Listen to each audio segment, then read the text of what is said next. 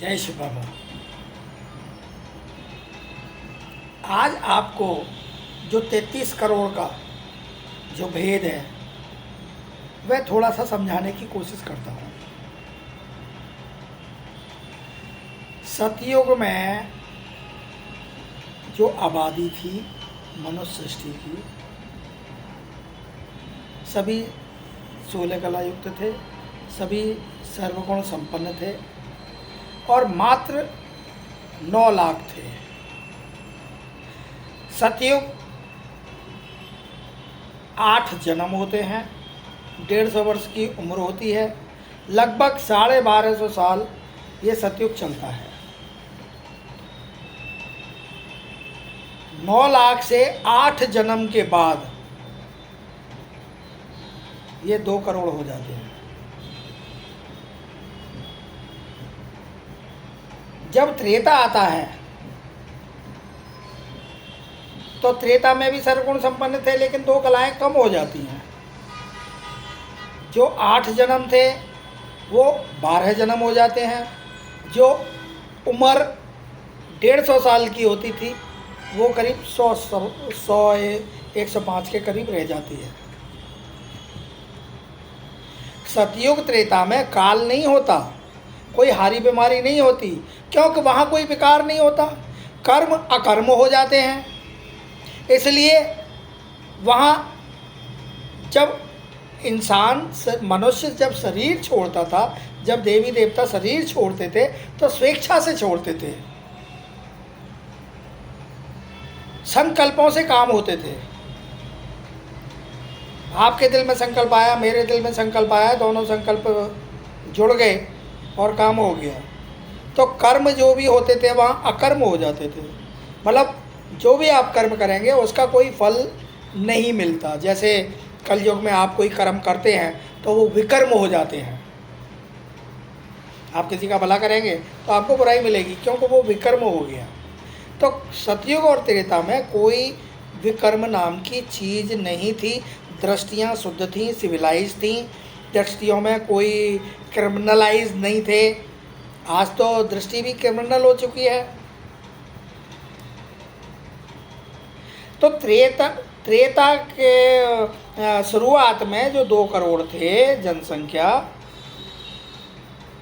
वो 12 जन्म और लेने के बाद वो 2 करोड़ से 33 करोड़ हो गए। अब जब 33 करोड़ हो गए फिर वाम मार्ग आ गए, द्वापर में आ गए, भक्ति चालू हुई। अब व्यभिचारी भक्ति थी। तो जब वाम मार्ग में आ गए तो केवल इतना याद रहा कि हमारे 33 करोड़ देवी देवता थे और वही आज भी हम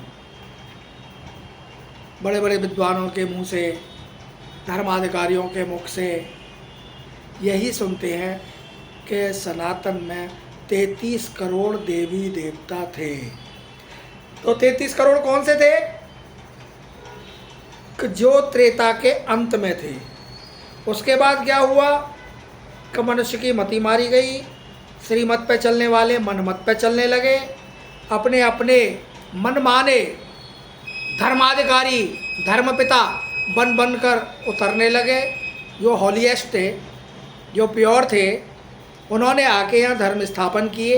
ये जितने भी धर्म आए हैं, क्यों धर्म तो एक ही है, आदि सनातन देवी देवता धर्म। जैसे बरगद में पूरा पेड़, आप पुराना किसी पेड़ को देखिए आप, कि पूरा पेड़ टिका हुआ है, लेकिन इसका जो फाउंडेशन है, जहाँ से वो चालू हुआ था, वो लुप्त हो जाता है, लोप हो जाता है, खोखला हो जाता है। तो इसी तरीके से सनातन आदि देवता, सनातन देवी देवता धर्म जो है, उसका जो फाउंडेशन है वो बिल्कुल प्राय लोप हो चुका है।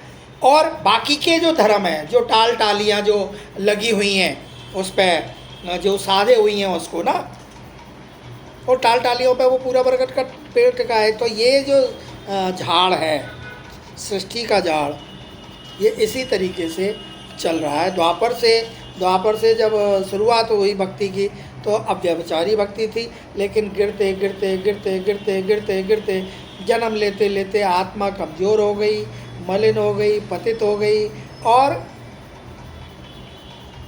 मनुष्य पतित हो चुका है, गिरते गिरते कमज़ोर हो चुका है।